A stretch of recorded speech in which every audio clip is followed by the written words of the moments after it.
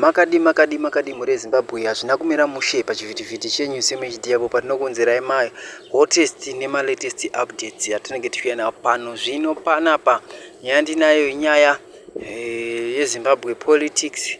Tine nyaya dzakasiyana-siyana dziri panapa dziri kuexposwa dzandoda kuti muteerere, so ndichakusiyai muchiteerera muchinzwa leaked audio yatinayo pano. Vatimire kubura matsva nzwisisa zvinhu, nzwisisa Zimbabwe, nzwisisa mwana weZimbabwe.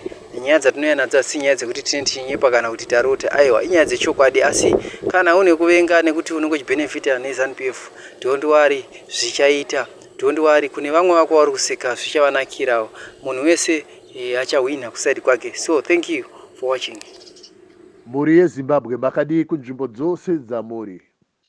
Shoko rangu rekutanga ndisati ndapinda muzvizhinji nderekuti vazhinji vavepo vari kunzwa kuti vanonokerwa to the point yekuti vanenge vakutaura vachiti shunguri makatanga kutaura, honai sadza raakupora, ingwani sadza iri rakwata chimonai katidye sadza, mukoma nhonga inyama.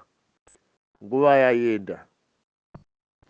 Inhau yekuti vanhu vatambudzika for a long time, uye vanhu havachadi zvinhu zviri kuitika munyika, vanhu vaneta. But at the same time, ndinokukumbirisai kwazvo kuti musakanganwe chinhu ichi, chekuti kunyangwe veZANU-PF vakachinjana vachigadzana upresident, uvice president, vachiita makongresi, kunyangwe vakaita maconstitutional amendments, kunyangwe vakadeedza vamwe maChina nevamwe vanhu, kunyangwe vakadeedza maleaders ese opposition nePollard naChamisa, kunyangwe vakaisa Chamisa president kana ani, kunyangwe vakatsvaga wavanoda, vakaita zvavangaite, kunyangwe vakazotuma masoja, mapurisa, maCIO, vanani, vanamai, kunyangwe vakaita sei vanhu mumajeri, kunyangwe vakauraya vanhu.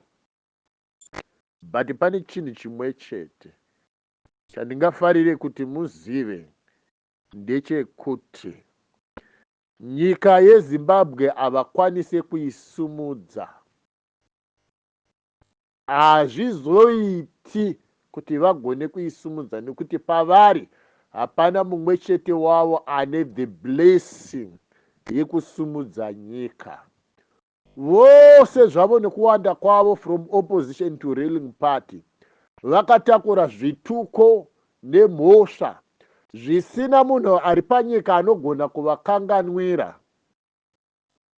Kunyange vakavepo panyika vanovakanganwira, but pamberi paMwari zvakanzi izvi hazvisi kuzokanganwirwa panguva ino nepanguva inouya. Izvi zvinoreva kuti mabasa avo ose, all their efforts, they are very futile. Haana basa, akazvidzika.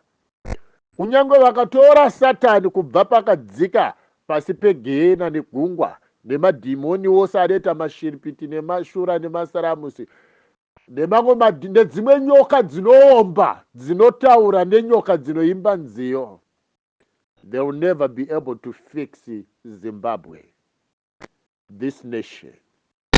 Kusvikira avo vakarayirwa, kusvikira avo vano ruoko rwakabatwa noruoko rwaMwari wamasimba okumusoro wose abudikira, asvika panzvimbo.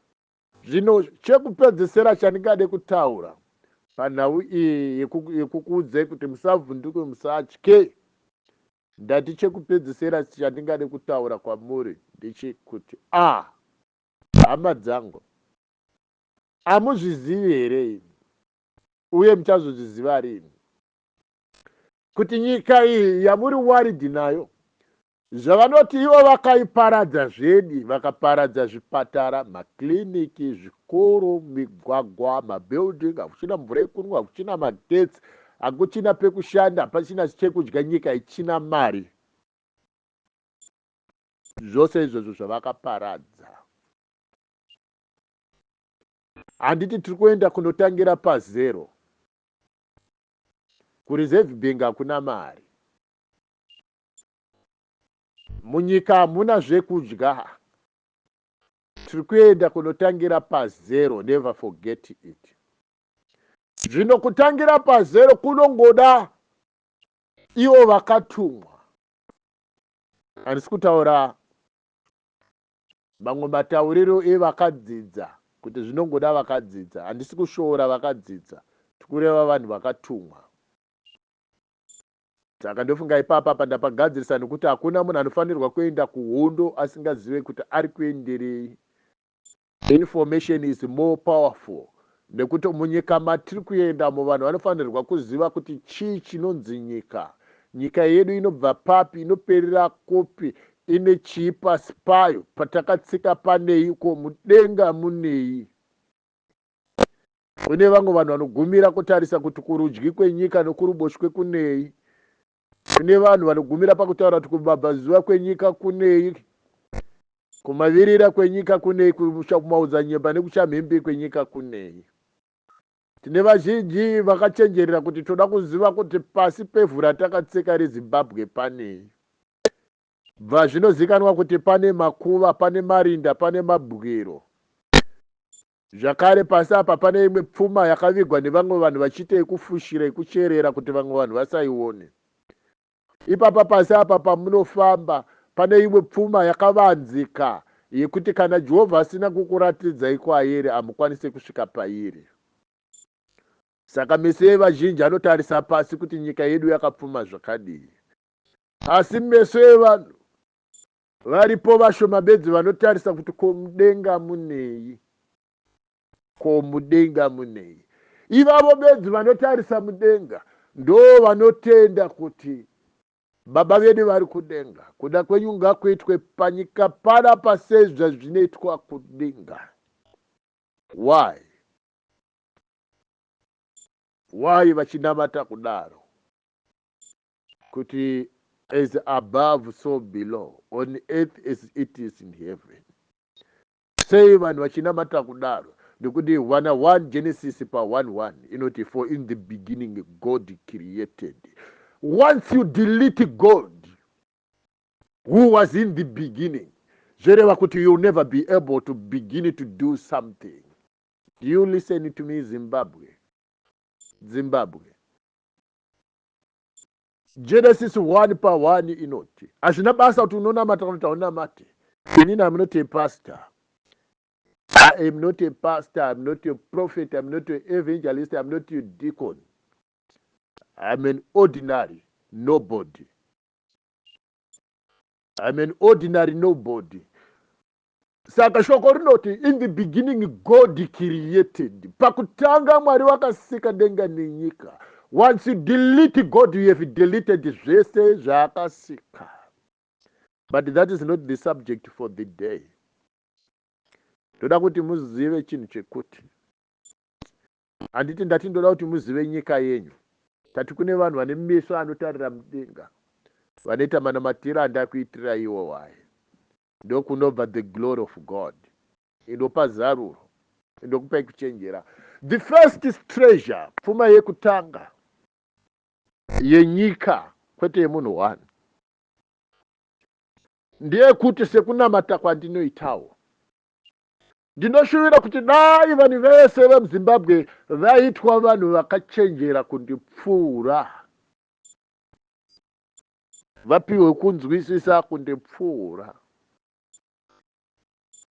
vakapiwa upenyu hwakanaka kundipfuura. Zvinoreva kuti Mwari akuropafadzai. Hakuna pfuma inokosha pamberi pake Mwari kupfuura vanhu vanomuziva, vanhu vanomuona iye achivaona, vanhu vanomuziva iye nokuti anovaziva, vanhu vanomutsvaka nekuti iye ari pakati pavo. Ndopfuma yekutanga. So musazonamata muchiti Mwari tiri kukukumbirai kuti muropafadze Jeff Judah. agotipa zivo yakawanda nekuchenjera kuzhinji.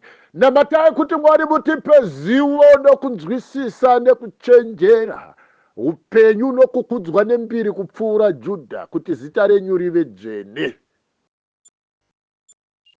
Chete kuti mufanane naye Jesu. That is your prayer. Ndomunamata munofanira kunamata. Now regai ndiende pasubject yangu yezuva ranhasi ndisapedze nguva. The church is the institution serving the nation best, followed by the army and the police. Dzidziso yangu yanhasi. The church is the institution serving the nation best, followed by the army and the police. Vanhu vachandibvunza kuti zvauri kutaura izvo wakazviwana kupi? I think it was around probably 2002 or 1999 when I was a young man.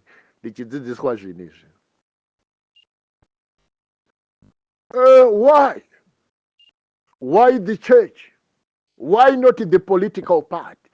Apana pandakambonzwa chinzi the political part is the institution serving the nation best, followed by the army and the police. Kwakanzi the church. Why vasina kutaura chiMuslim? Why vasina kutaura zvimwe zvitendero zvechiBuddhism, zvechiHindu? Why vasina kutaura makulti? Why vasina kutaura magroups esatanism? Why vakatanga kundotaura kuti the church is the institution serving the nation best? What is so special about the church? Kuti igonzi inokunda the army and the police. Hapana here asiri manyepo. Hapana here dzisiri nzira dzekuda kuvhara vanhu kumeso. Hapana here dziri nzira dzekuda kupusisa vanhu. Why is it that the church is considered as the institution serving the nation best?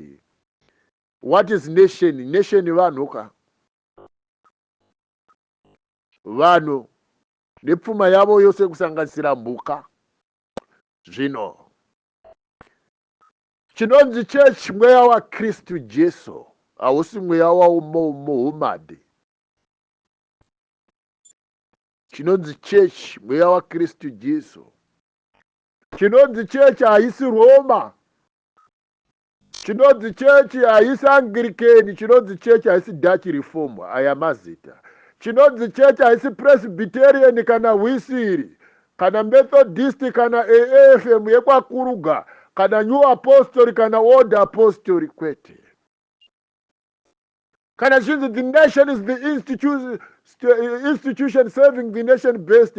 Havasi kutaura kuti vekwaMarange kana vekwamicho kungotsvuku, kana vekumasowe yekutanga, yechipiri, yechitatu kana yechishanu kana yeSabata.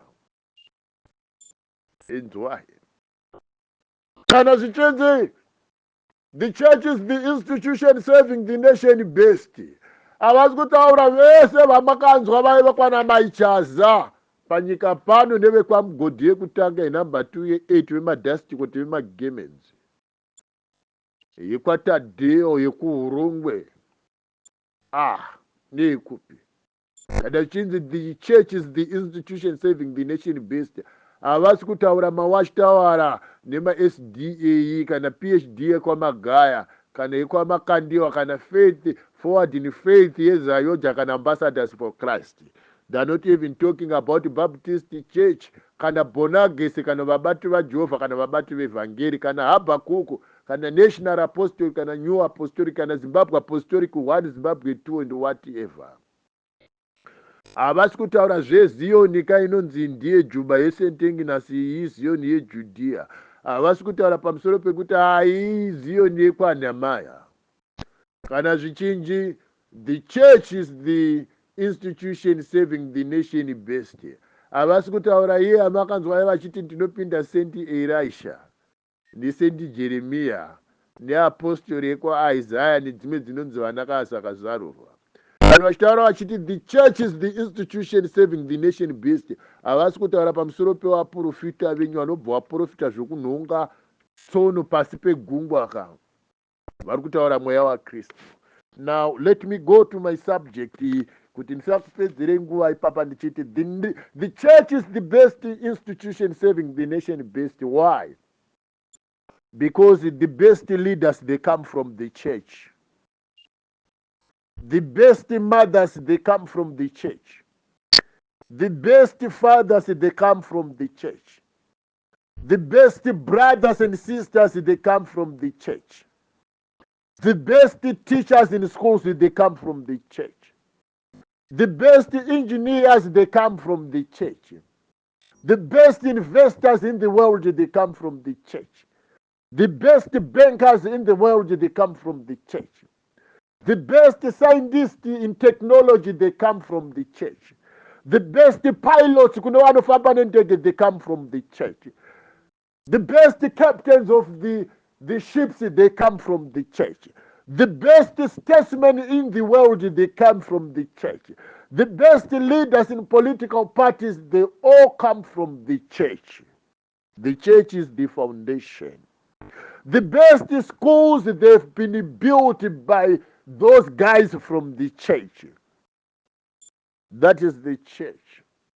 The best doctors, they come from the church. The best nurses, they come from the church. These people, they don't come from Muslim, from Hindu, from Buddha. They don't come from political parties, from satanic cults, from some clubs. They come from the church. The best police officers, the best police, whatever you call them, the best guys in the army, they all come, they are produced from one place. From one place, the church. The best homes in the world, they come from the mabirida chauchawa anokanya anosumuza zvidhina nemadhaka boy ari best pakukanya dhaka, they all come from the church. The best contractors in the world, they come from the church. Hatisi kutaura ana Winkeni Richivai, they are not a part of, they don't come from the church.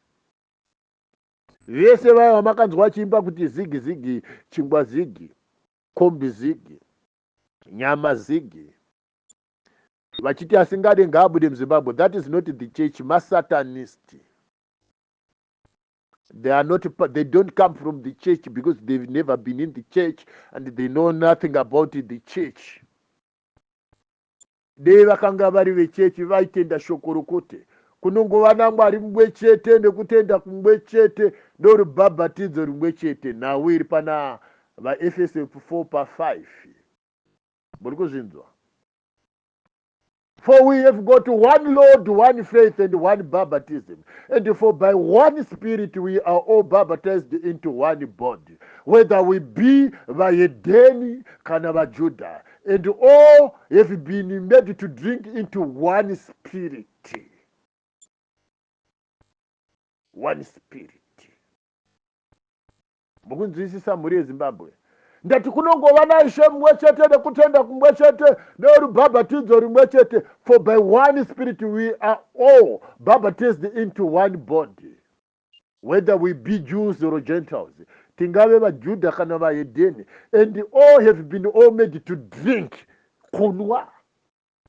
Kubata bhodhoro rimwe chete. Kubata mukombe mumwe chete. Kunwa kubva mugomo mumwe chete, kudhiramu rimwe chete remweya, kubva mudenga rimwe chete. That is the church.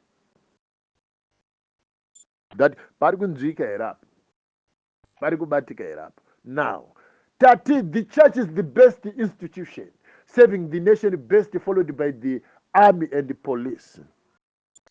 Why do we say the army? Nekutika chechi yapedza kushengeta nherera nechirikadzi nevarombo nekunamatira vanorwara, chechi ndo inotanga kusvika kunyangwe pafiwa, whether munhu iye ainamata kuti tanga asinganamata, aituka Mwari here kana kuti tanga asingatuke Mwari, aigarisana nevamwe here kana kuti aivenga vanhu. aiurayisa vanhu rikauti ainyengedza vanhu vanotanga kusvika ikereke church. Now inoteerwa nearmy. Why the army?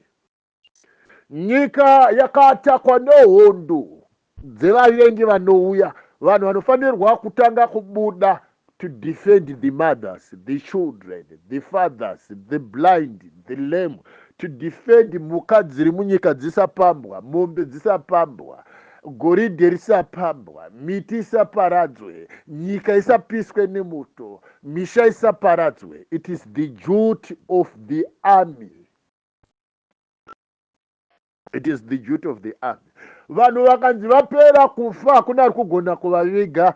People, they don't send makambani kana dhavzai. They don't send makambani ana dhavzi nana nyaradzo aya anongobatsira kutakura zvitunha vachirova havo bhegi vachitorera vanhu mari.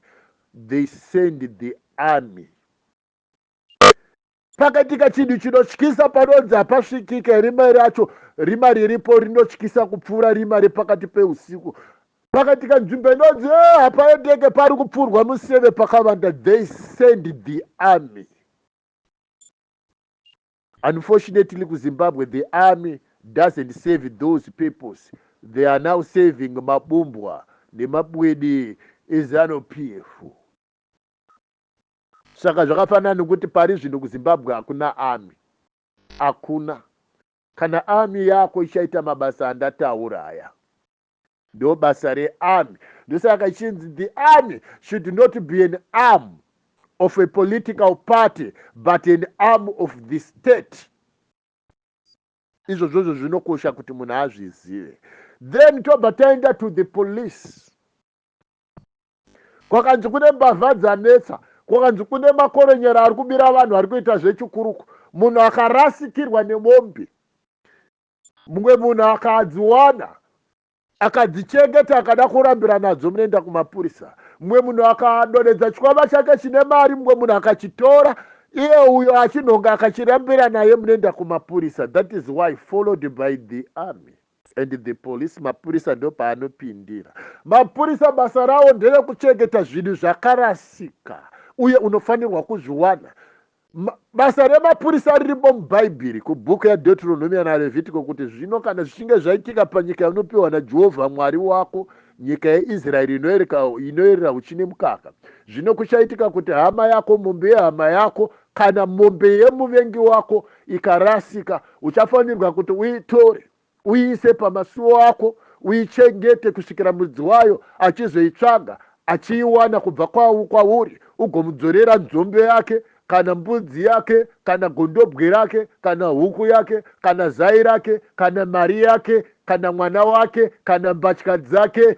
Ngaakudzwe Jehovha. Somebody shout glory. Ndo basa remapurisa rekuchengetedza zvinhu zvose vanhu zvavanorasikirwa nazvo kuti varidzi vazvo vagozozviwana zvakachengetedzeka. Ndo basa repolisi. Saka basa repolisi ibasa rinoyera, rinoda kuyereswa.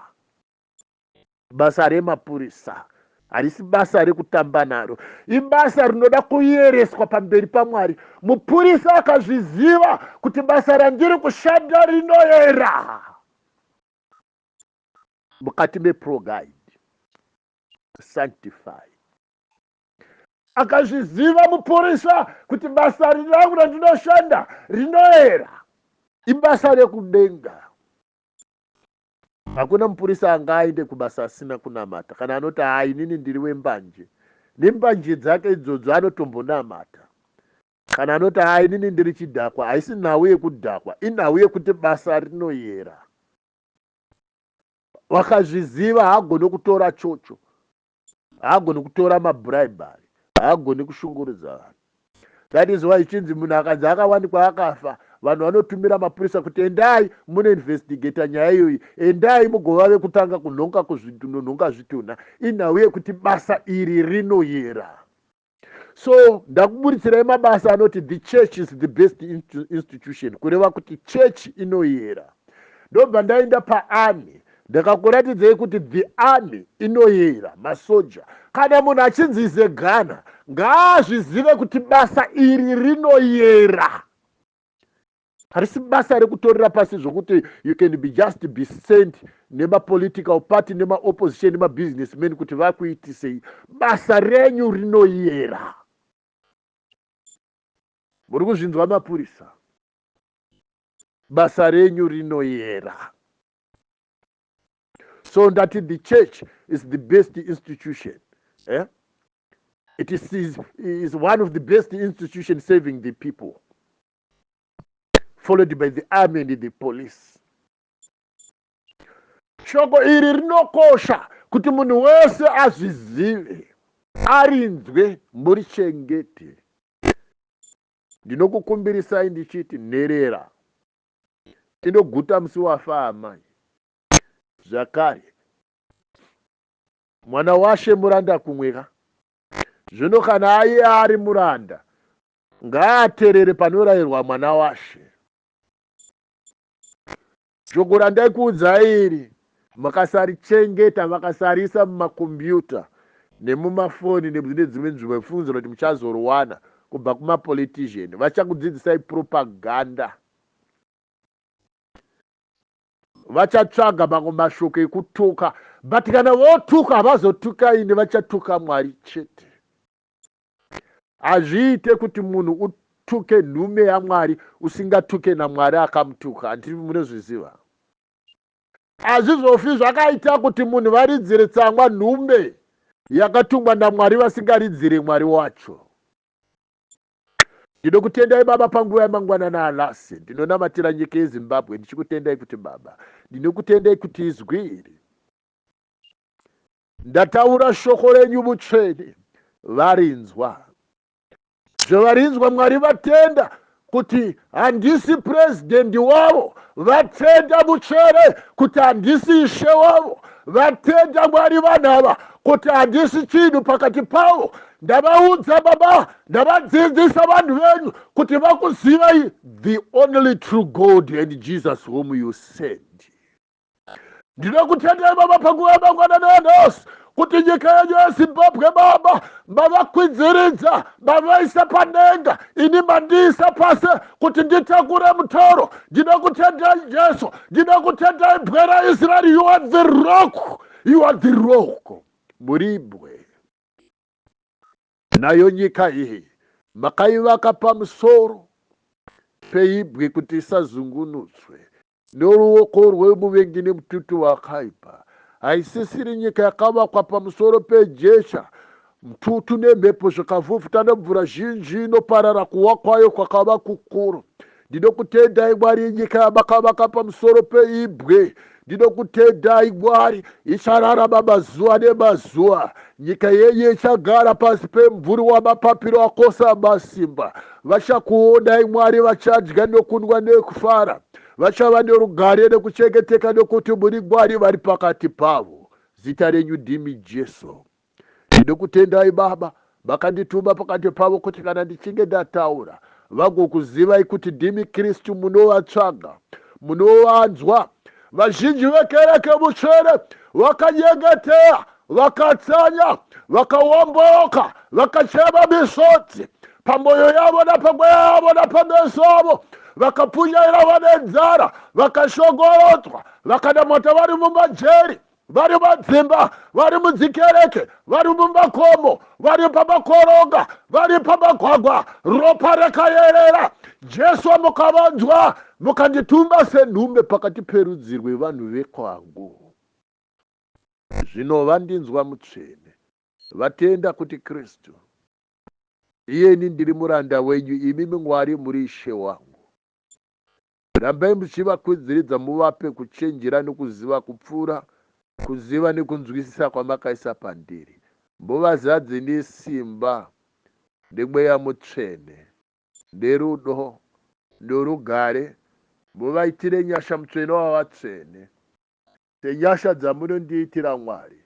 Makatidzidzisa makati, be kind and be compassionate to one another, forgiving each other just as Christ is forgiven you. Sezvamakatitaurira pabhuku yavaEfeso, makati pachapter 2 dza 32 muri mutsvene. iyemi Mwari makatikanganwirai. Zvino ndinonamata ndichikumbira mweya worugare pakati pevanhu vamakanditumira kuti ndisvinudze maziso, vasatsvage kutsiva asi vatsvage kuregerera, vasatsvage kuita hasha asi vatsvage kuita rudo. Ndinokutendai Mwari waAbrahama naIsaka, ndinokutendai mutsvene, makanditora paimba naparudzi rusingakutyi rusinganamate. Ndakange ndisiri chinhu, makanditora ndichiputa mbanje, ndakadhakwa pandangariro, pakurarama napakufunga. Ndakange ndiri munhu wakaipa, ndakange ndiri munhu unozikanwa pakuita zvinhu zvakaipa, asi Mwari makandidzosa nekuti makange mune hanya neni. Takapinda pane nzvimbo dzinotyisa, makatiburitsa panjodzi zhinji napatsaona naparufu napamajeri, kuti pazuva ranhasi nditaure zveumambo hwenyu nekuti ndimi Kristu. Zita renyu dzvene nhasi nekusingaperi, forever and ever and ever and ever and Right, munhu wese ari munyika yeZimbabwe akatsamwa pamusoro pekushaiwa kwaari kuita, situation yaari kusangana nayo, ari kurarama nayo. Pana isu mhuri yeZimbabwe tinogara tichikurudzirai kusubscribe nekulaika nekushare mavhidhios edu kuti vamwewo vanzwewo nyaya dzikafanira, nekuti iwewe unenge usingadzifariri kune vamwe vanenge vachitodzidawo. Saka chikuru kuzivisana kuti chimbonzwaiwo zviri kutaura murume uyu kuti ndezvechokwadi kana kuti hazvisi.